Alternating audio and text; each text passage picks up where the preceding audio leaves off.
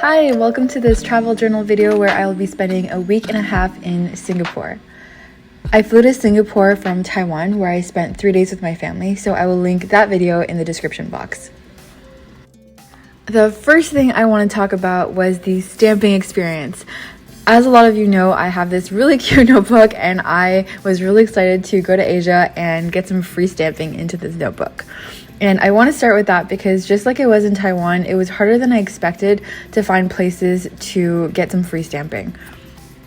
There are 2 free stamping stations right at the airport in Singapore, and the easiest way to get to them is actually when you first land because they're inside of the terminals after you're checked in. I only got my stamp on the last day and I didn't realize it was inside of the terminal, so I only had time to go to the stamping station in Terminal 3, but there is another one in Terminal 4.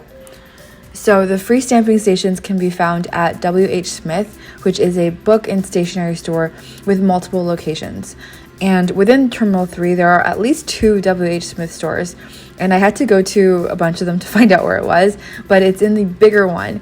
And that is where I got this super cute crab stamp.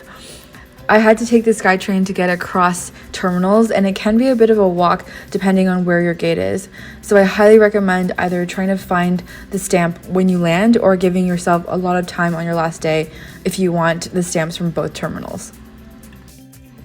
That was a super satisfying part of the trip. And of course, another highlight in Singapore was the food, which is why this airport crab stamp was so perfect. I actually did have a lot of delicious crab while I was in Singapore. And I tried the chili crab and the black pepper crab, and both were really, really great. There was also a lot of delicious Hainanese chicken.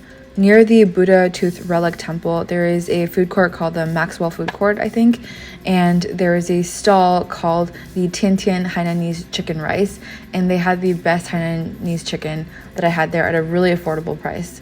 The only downside is that it is really hot and crowded there. So a restaurant that I would recommend if you want a fancier kind of experience is a restaurant called Chatterbox, and I really love Chatterbox too. It's got a really nice atmosphere, and it's also got really great Hainanese chicken and laksa, and we tried a couple of other, I think dim sum inspired dishes. And I also had the best ice cream of my life at this restaurant. Their coconut ice cream was so good. So I highly recommend that place. Other than the great food, another huge highlight was the wildlife.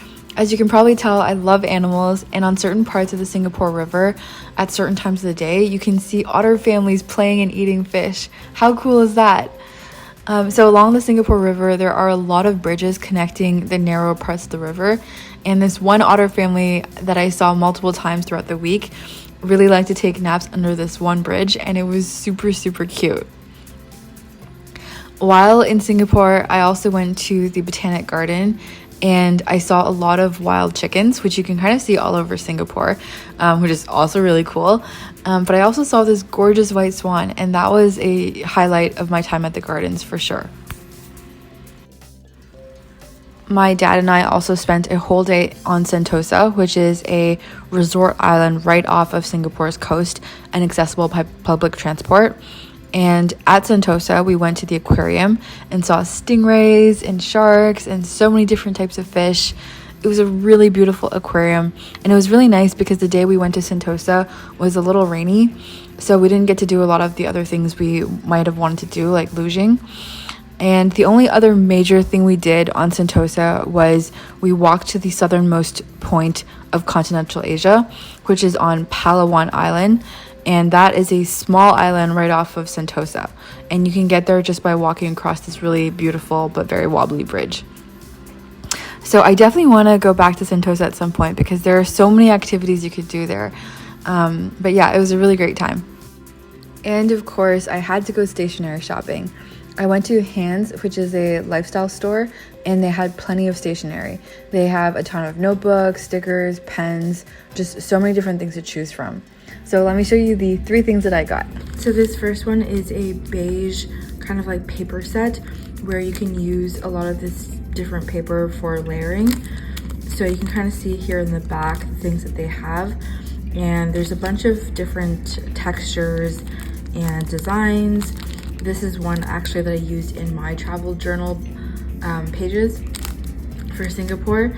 And then I have these two little envelopes. They're blue envelopes.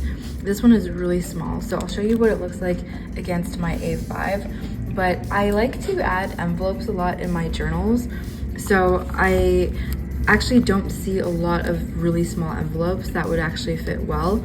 And so see here, these two would fit really well on the same page for like an A5 journal. So that's why I got this, and I'm kind of thinking that I might use this for my own like time capsule journal spread. I did one for my partner just a month ago, so I'll link that video in the description box, but I'll be doing one in maybe like a year from now as well. And then finally, I just had like this little notepad. I just really like the rounded edges, and then it had like a really nice color palette, like a soft blue, green, yellow, and then like a soft brown. So yeah, that's everything that I got. Okay, and finally, here are some of the other touristy things that I did. The first is I did the Gardens by the Bay OCBC Skyway walk, which is not really worth it in my opinion. Walking around the Gardens by the Bay is absolutely beautiful, and I highly recommend that. But the Skyway walk itself was only about 10 minutes, and it cost 14 Singapore dollars. So it's not super expensive, but I don't really think it's worth it. I think you can have an equally great experience just walking through the gardens. The second touristy thing that I did, and that I didn't really feel like was worth it, was go to Cafe Monochrome, which is kind of all over Instagram. And it's a cafe that is all black and white, so there's a lot of really cool visual effects to it. But they moved locations, and this new location is actually a lot smaller, and they don't have a bathroom on site, and the food was really just okay. So it's not really worth it in my opinion. And finally, the third touristy thing that I did, which was actually worth it, was going to the Marina Bay Sands Light and Water Show at night. So this is a free water and light show that happens at night with synchronized music, and it's really beautiful.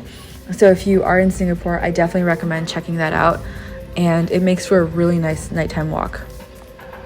For my journaling pages, I added a crab stamp for my main bullet journal as well, and I added a business card from Chatterbox, my Gardens by the Bay ticket, and also one of the beige ephemera from the paper set that I got. Overall, I had a really great time in Singapore, and I can't wait for my next trip. If you like this video, please don't forget to like and subscribe, and I will see you in the next video. Bye!